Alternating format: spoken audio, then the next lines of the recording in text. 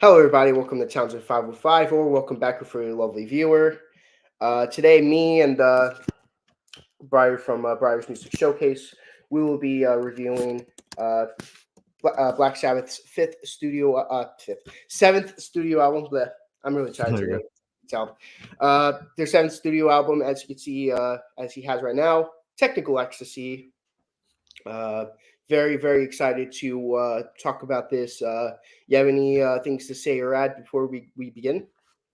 Right. So we're kind of entering this phase in Black Sabbath where the cracks were really starting to show, and it goes in kind of into the backstory. So, following all that legal stuff they were dealing with, they did get a new manager, and the manager's name was Don Arden, and that's pretty significant because his daughter, his name's Sharon, and of course you can make the connections there, but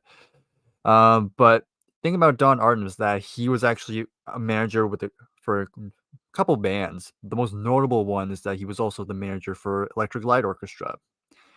And so you would think it would be good, but according to Tony Iommi, is that he kind of didn't feel Don was really there for them. He felt like Don was kind of mostly focused on Electric Light Orchestra, and Black Sabbath was kind of like an afterthought. So there was still some uneasy waters there. So around this time the album came out, it's 76, so punk was starting to become a big thing. And Tony noticed that and he was kind of like, maybe we should strip back even more because Sabotage was kind of them stripping back from all the experimentation. This album is really stripping all that back. It's more straightforward. It's less doomy, more and less gloom, shall we say. Um, and the lyrics are a bit more general.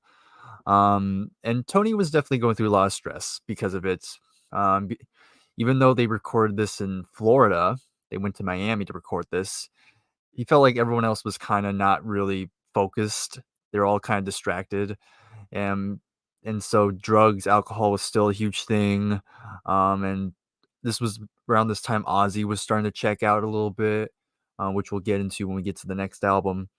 But other than that, they were able to record this album.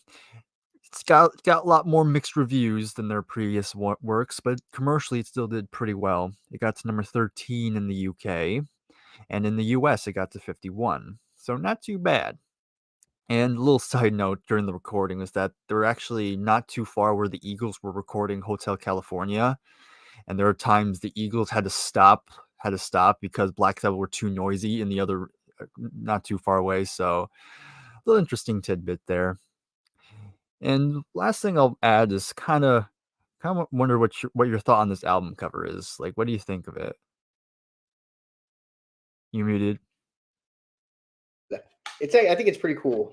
I think it's Yeah, pretty cool. it's pretty interesting. You look at it once and you're like, what the heck is going on? And Hmm. turns out what it's supposed to be two robots having intercourse on elevators. Hence the name, Chemical Ecstasy. Um, it's actually it's actually designed by Hypnosis, who has done album covers for many bands, Pink Floyd most notably. So it's kind of interesting, kind of a fascinating concept. The back cover is kind of interesting too. You have these like very cartoony pictures of the band. It's supposed to be like androids of them, but it's kind of weird drawings because they're.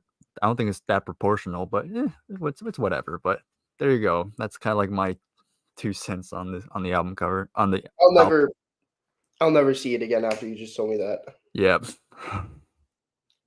I just thought it was like, well, how I viewed it, I thought it was like, it looked like a Super Bowl trophy, Right. like sending oil Uh huh. to a building and then like the building spitting it back at them. Mm-hmm. It's like my interpretation, but I guess that one's a little bit more, a little makes a little more sense than mine. Yeah. That's funny though. Mm-hmm. I mean, I'd say their most out there album cover, besides of course Born Again, would probably be their Never Say Die album cover.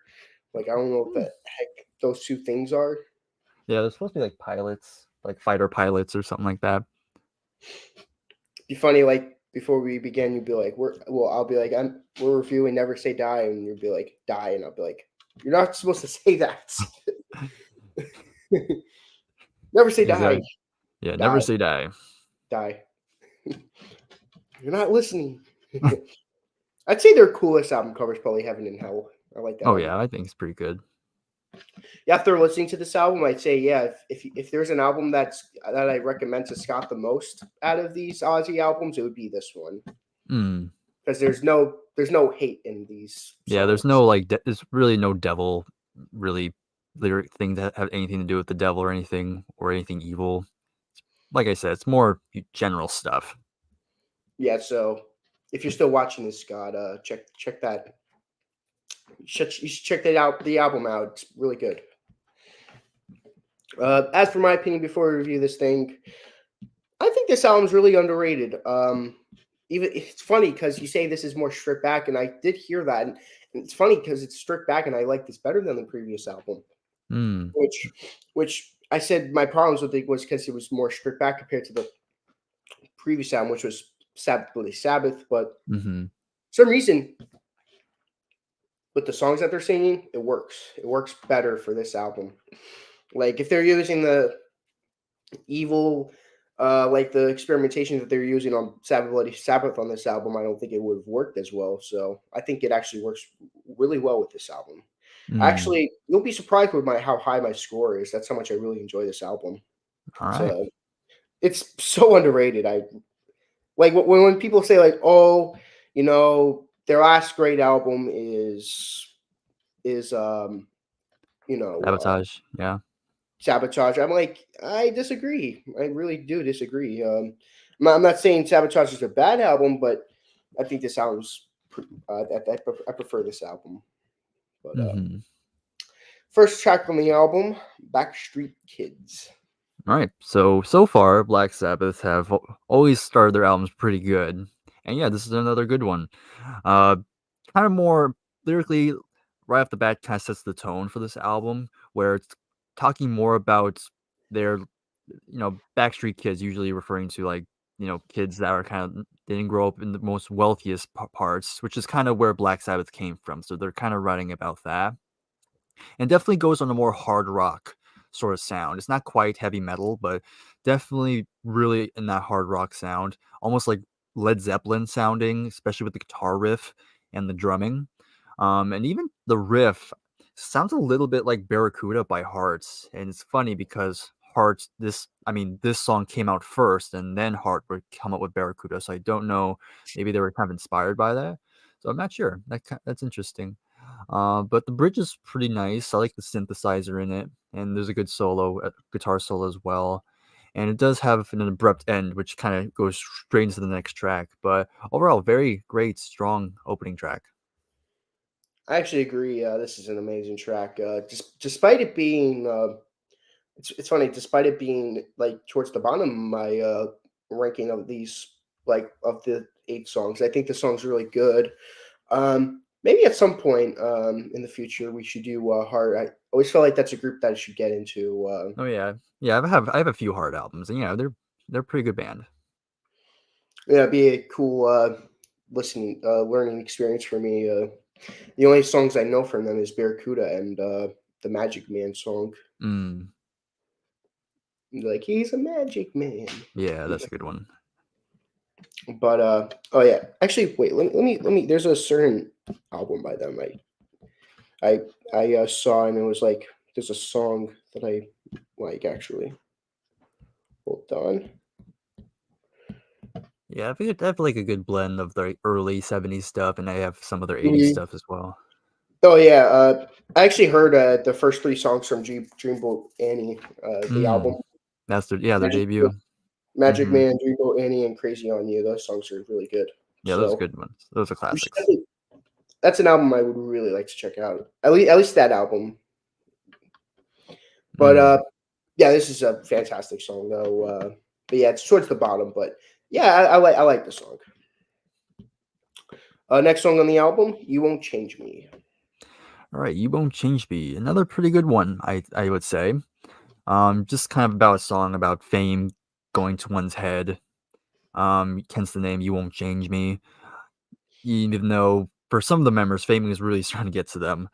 But I really like the more ominous beginning. As the Even though this album, again, is kind of supposed to stray away from the doom and gloom, the guitar riff definitely has a very doomy sound. Um, then the keyboards and organ come in, which is a very nice touch. And another really good drumming by Bill Ward, of course. Yeah, I just like the darker feel to it. So yeah, I think it's a nice follow-up track. Yeah, I think it's a nice slower track after the first song. Mm-hmm. It works really well. It's probably I think this is the slowest song on the album, if I'm correct. Yeah, I think so. One of the slowest, at least. I know there's a song sung by a different member of the band. Yeah, we'll get to that shortly. Yes, and that's also a slower song, but I feel like this is the slowest of the three slower Mm-hmm. songs. I really like this song. Yeah, again, this is such an underrated song. I don't hear any Sabbath fans talk about this song, so Yeah, not really. It's I great. I think this is a essential track for Sabbath fans, in my opinion. Speaking of Bill Ward, next song on the album, "It's All Right." Yeah, it's all right. So yeah, this is pretty notable because not only was this written by Bill, this was sung by Bill. This is the first time a different member is taking lead vocals. And from what I've researched, Bill was pretty reluctant to sing, but the band encouraged him, like, "Hey, how about you give it a go?" And even Ozzy was like, "Yeah, sure, go ahead." And yeah, he did it, and the band really liked it, and yeah, decided to keep it. So this is just another not it's just a kind of a more chiller kind of ballad type of track. Definitely has supposed to be like it has a more positive message to it. Um, just saying, it's all right. It's gonna be good. Things are gonna be okay. That sort of thing. And yeah, I think Bill has a pretty good voice. I mean, it's not the greatest voice I've heard, but it's definitely pretty nice. I don't have anything against it. The drumming on the track is pretty good, and I like the piano. Overall, I think it's a pretty decent song. It's not one of my top favorites, but I think it's a solid song. It's pretty good. I do like it. I think it's a really good song. This is probably one of my favorites from this album, but it's cool. It's cool to hear another band member get the lead role for once on a Black Sabbath song. Don't get me wrong, I love me some Ozzy Osbourne, but Mhm. it's a nice change of pace. Really Mhm. good song. Speaking of really good songs, the next song on the album, one closer, "Gypsy." All right, Gypsy. I'll be honest. This is probably my least favorite song on the album. I mean, again, it's still fine. There's nothing bad about it, but again, just there's not really not a lot really happens in it. I mean, it's got good bass playing. There's some piano in it, and it's got a good riff. But overall, didn't really do a whole lot for me. And this is kind of where I'm starting to hear those issues starting to creep in, where um they're trying to just kind of just like scraping what they had in order to fill it. I don't want to say that this song's filler, but yeah, just the song didn't really do a whole lot for me personally. But again, it's okay. It's an okay track. This is gonna probably be the most decisive we've been so far in this series. I really like Mm, this song. This is okay. one of my also this is one of my favorite Black Sabbath songs. General, it's really good. I really quite like this song. I get where you're coming from because you kind of expect a certain thing from Black Sabbath after six Mm-hmm. full albums of Right. that style Yeah. of Black Sabbath. So I get it. I get it because on the seventh album, it's like you start to Yeah, get. it makes sense. It does make sense because at this point they've had 6 albums, and so there's an expectation at this point. And so the second you hear something that's not there, then I can see why this album isn't seen as that highly because of that. Because to many people it is a little bit of a step down from the previous albums. I think this is a little bit. I think this is a big step up from the last album, but yeah, this is probably gonna be that and me ranking Paranoid at dead last so far is probably There you go. That's true. Yeah. those are my two big hot takes so far. Is that Technical Ecstasy is a great album, and What you call it? Paranoid is my least favorite album from them. I get where you're coming from though, because like we were just mentioning, you know, you get familiar and you start to get cozy with that sound, and once that Mhm. sound once they start changing it, it's like, whoa, what are you doing? But Yeah. I totally get where you're coming from, and yeah, I get where you're coming from. But to be honest, this is one of my favorite Black Mhm. Sabbath songs in general. Uh, Side one opens up with all moving parts. Alright, so it picks up back again for me. I do this is another pretty good song. I like the groove to this one. The bass and the drums really sound really good together, and the guitar work throughout the whole song is very good. The bridge is very nice, very heavy solo as well. Overall, pretty cool song. Basically, and quickly on the lyrics, we're getting to the point where it's hard to look up the lyrics to these songs because there's not many people that write about them. So I have to kind of guess sometimes. But what I can gather is kind of just about power corrupting people in power and stuff like that. All the parts moving, stand still, you know, that sort of thing. Almost like a kind of like the idea of "Won't Get Fooled Again" sort of thing. Similar type of topic, but yeah, it's a pretty good song overall. Yeah, I'm not surprised that not many people write about the lyrics on or the songs about these next two albums, because a lot of people consider these to be mediocre albums, and who's going to Yeah, want to write about mediocre albums? right, yeah. Most people are more interested in the first six. Mhm. But I think this song's pretty good. Um, I guess since this is an 8 song album, well, we've been doing top five, but I know you like to rank the songs too of the Mhm. albums. So I guess we could rank the songs this time, Yeah, sure. Yeah, I can do it. but yeah, this is a really good song though. Very another underrated song, if you ask me. All Mhm. 8 of these songs, in my opinion, are underrated. There's no really big hits off this album. I mean, to be fair, there wasn't, besides Paranoid, none of their albums really have any big hits on it, Mhm. like songs that get played today. Yeah, not really, no. Next song on the album, Rock and Roll Doctor. Alright, so this is definitely the song that grew on me the most. I mean, I've heard this album a couple times since I bought this. I bought the CD, and this song has definitely grown on me. I used to not care for it that much, but after my recent listening to it, it definitely has gone up a little bit. It didn't quite make my top 5, but it got very close. It's like number 6. But yeah, you can probably guess what it's about. Rock and roll doctor, rock and roll always means drugs. So there we go. Um, yes, I really did like the honky tonk type of piano style in this one. It's kind of interesting, a little bit different for them. It's got a nice guitar riff.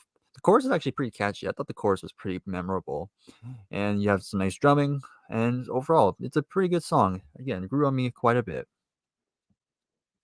Yeah, this is a really good song. Even though it's dead last on my list, Hmm. it's still a really good song, and it's very unique for them. That is, which is cool. I don't have a whole lot to say about it though. It's good, but it's not. It's like I said, it's my least favorite on the album. Mm. Next track on the album, She's Gone. All right, so we get another ballad here. So it's just another slower song. This time it is Ozzy singing on this one. Yeah, it's a pretty good one, pretty good ballad. Um, yeah, I actually really enjoyed it. I really like the orchestration on here. I think it sounds really nice. Along with the acoustic guitar, just has a nice melody to it, and Ozzy delivering a really good vocal performance on here. Not quite Change's level, but I think it's good for this song. But yeah, very pleasant song overall. That's no didn't have a whole lot to say about it. Yeah, it's a decent track. I think it's a really good song. I it's in my top five, but Same, I yeah. I like it. It's pretty good. I mean, it is towards the top of my Black Sabbath ranking songs, but I need to listen to it more to really get it. Mhm. Last song on the album, "Dirty Woman." All right. Yes, so this is the longest song on the album.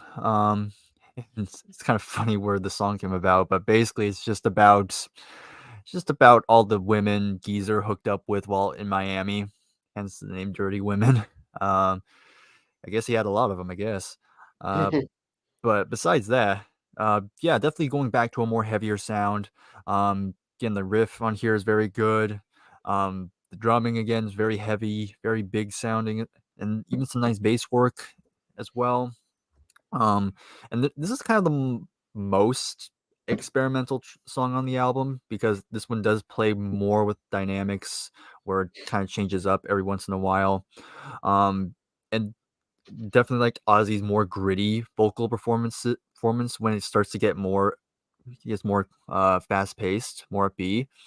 And even the drumming gets more intense and gets a bit more gets definitely brings this album on a kind of a epic close. So I think this is a really good track. Definitely another highlight for me.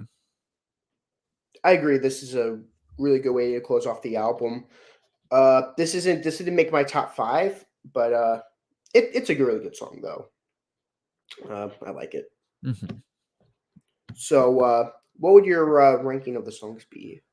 All right, so my ranking would be number 8, Gypsy, number 7, Rock and Roll Doctor, number 6, It's All Right, number 5, She's Gone, number 4, All Moving Parts Still Stand Still, number 3, You Won't Change Me, number 2, Backstreet Kids, and number 1, Dirty Women. Cool. Number eight would be Rock and Roll Doctor. Number seven would be Backstreet Kids. Number six, Dirty Woman. Number five, All Moving Parts. Uh, five. Number four, You Won't Change Me. Number three, It's All Right. Number two, actually, would be She's Gone. And my favorite song on the album is Gypsy. I love that song. Right, there we go. So, Very complete opposites there, yeah. mhm. Which is good. Sometimes we need to disagree on things Mhm. because it'd be boring if we all agreed on everything for the entire series. Yeah. What would you rate this album? Yeah, rating this album was actually kind of tough. I didn't know how to rate this one. Because again, it's a very solid album. It's definitely not as bad as people make it out to be. I mean, yeah, I think the songs are themselves are pretty good. Some good stuff. Some very memorable tracks too. Um, but it definitely does sound. I can still hear the cracks starting to show a little bit more. It's not enough that it's, like, completely ruins the album, but, yeah, it just feels a bit off compared to what I've heard previously. So I'm still gonna give it a pretty good score. It's not quite an 8 out of 10, but I'm gonna give it a 7.75 out of 10, which is, again, still a very good score, very solid album, and I'm glad I got to revisit it. Cool. I'm gonna give it a 9.75 out of 10. Actually, it's crazy. I think this is I like this better than three of their classic albums from Mm, before it, which is pretty controversial, really, because this is known as being one of the worst albums. So mhm, it's interesting. Um, yeah, as of now, I rated a 9.5 out of 10. Uh, Mistake there.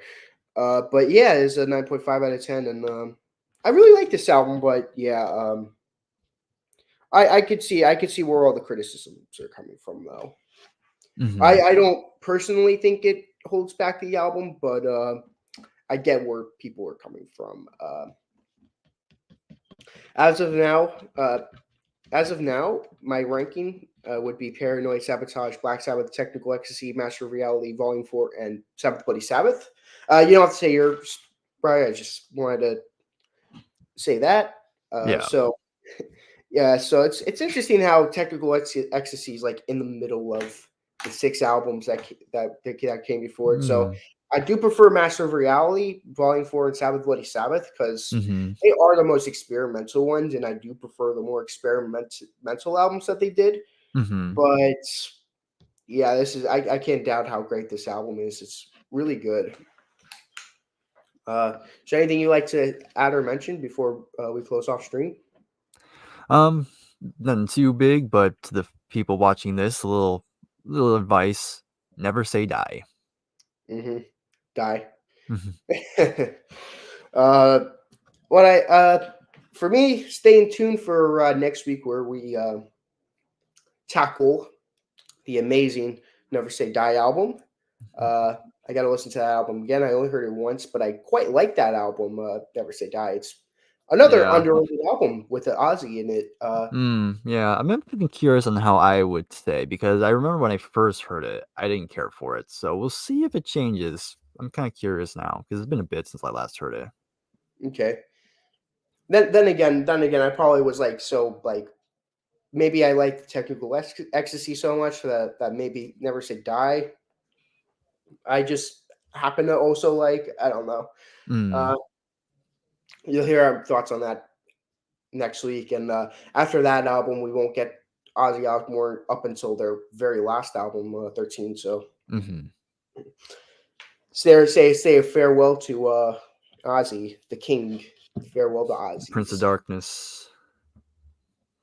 He will be missed, but Well, he's that not doesn't dead, mean but but in yeah. terms of the band, he's not Oh there. yeah. He will be missed in this band, but you know, there's gonna be a lot of there's gonna be a couple of great lead singers in that band. So Hmm. I'm excited to talk about those specifically. That's like a big reason why I wanted to start the series was to bring justice to the non-Ozzy albums. Hmm. Like, don't get me wrong, I love these Ozzy albums, and Oh yeah, no question. like like three of them are like my favorite, or will most definitely be my favorites from them. But I think I know you said Dio is starting to get a little bit more popular, but Hmm. I feel like Dio isn't. It still doesn't get the recognition he deserves, but because Yeah, of the Ozzy albums, of course. more specifically the first six Ozzy albums. Right. Yeah. Always got to emphasize that because when people say, "Oh, the Ozzy albums are better," they usually talk about the first six. Hmm.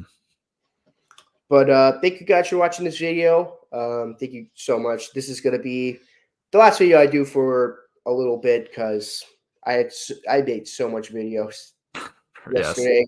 I did 5 videos yesterday. Well, obviously Mhm. not all of them were on my channel, but I guess start on 2 of them, and yeah, it was a pretty crazy day yesterday. It was a Yeah. Oh fun day. yeah. Don't get me That's wrong, good. it was fun, but yeah, it was pretty crazy. But thank you guys for watching this video, and see you guys in the next video.